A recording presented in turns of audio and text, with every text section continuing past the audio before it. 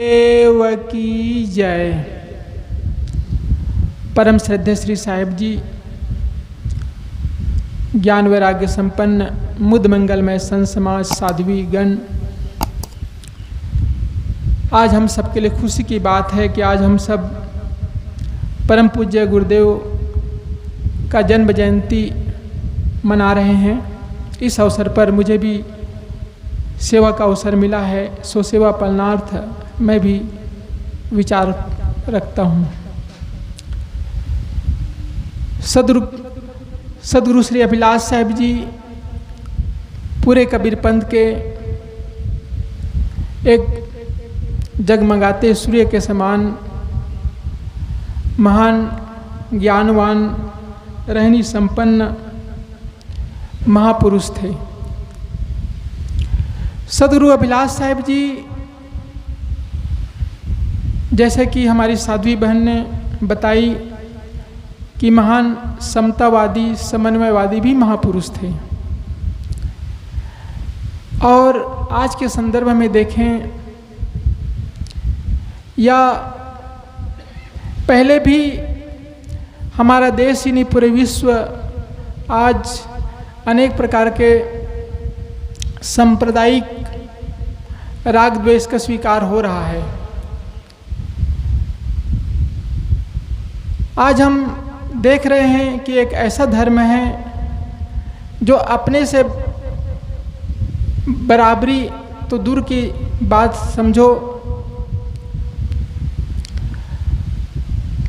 दूसरे को कुछ मानता नहीं बल्कि दुश्मन मानता है। ऐसा भी धर्म के मानने वाले लोग हैं। लेकिन सदगुरु अभिलाष साहिब जी ने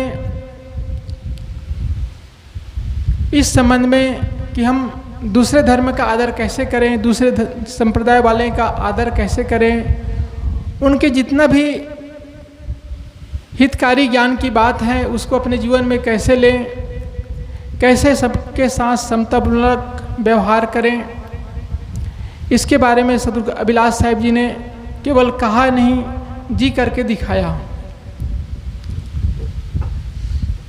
आज भी हम सबको भी चाहिए कि हमारा ज्ञान जैसा भी हो, लेकिन साथ साथ हमको दूसरे के भी ज्ञान को आदर करना है। ये जो व्यक्ति का धार्मिक स्वतंत्रता का अधिकार संविधान ने दिया है, तो निश्चित रूप से हम सबका फर्ज है कि दूसरे के किसी प्रकार के धार्मिक उसके मान्यता को ठेस न पहुंचाए। जैसे कि इस हिंदू धर्म में अनेक प्रकार के संप्रदाय हो गए हैं।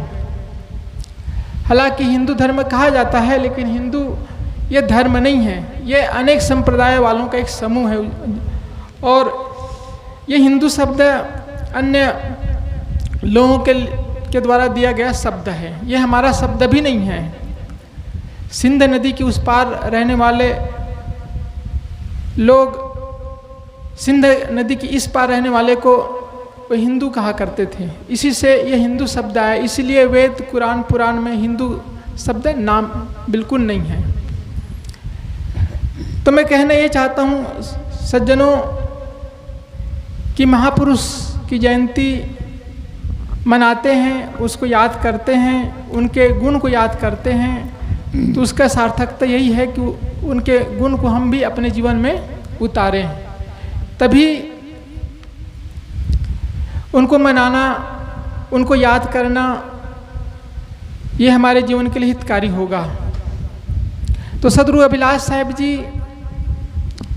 एक महान समाज सुधारक और पारक सिद्धांत में जो नारियों को आगे बढ़ाने में योगदान दिया सदगुरु अभिलाष साहिब जी ने, उनको भी प्रेरित किया, जिसके फलस्वरूप हमारी आज साध्वी बहनें आगे बढ़ी। उनके लिए स्वतंत्र विरक्त आश्रम बना और वो भी अपना कल्याण कर रही है। और इसमें बहुत बड़ा काम सदगुरु अभिलाष साहिब जी का ही है। इससे पहले जितने भी साध्वी जो हुआ करती थी वो घर में ही रहा करती थी, उनके लिए स्वतंत्र आश्रम की कोई व्यवस्था नहीं था। लेकिन इस सदगुरु अभिलाष साहब जी की महान कृपा है कि उन्होंने नारियों को भी समझा कि ये भी अपना कल्याण कर सकती है, ये भी आगे बढ़ सकती है और ये भी समाज को नई दिशा दे सकती है।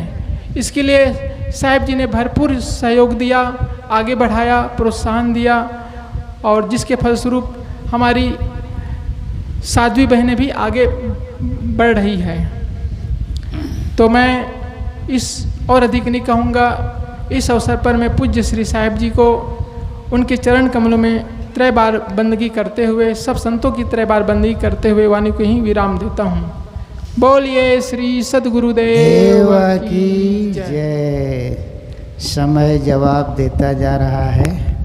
हमारे और साथी है, साध्वी बहनें भी है, लेकिन समय का अपना एक तकाजा है। आइए कुछ मिनट हमारे और साथी सुने जो कबीर आश्रम सेमरा से पधारे हैं, आदरणीय संत श्री क्षेमेंद्र साहब। आप भी कुछ मिनट इस पावन